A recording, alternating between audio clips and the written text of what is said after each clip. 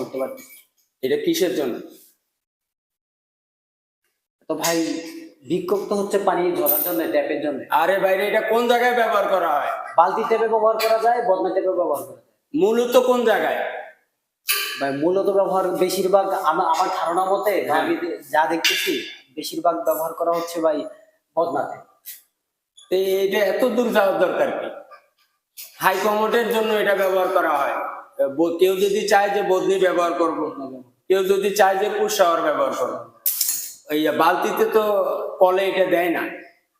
কারো যদি মনে হয় যে না আমার পুশ শাওয়ার প্লাস বা হ্যান্ড শাওয়ার, এটা দিয়ে কিন্তু হ্যান্ড শাওয়ারও ইউজ করা যাবে, সেটা হইছে। কিন্তু মূলত আমাদের এটা ব্যবহার করা হয় হাই কমোডের জন্য।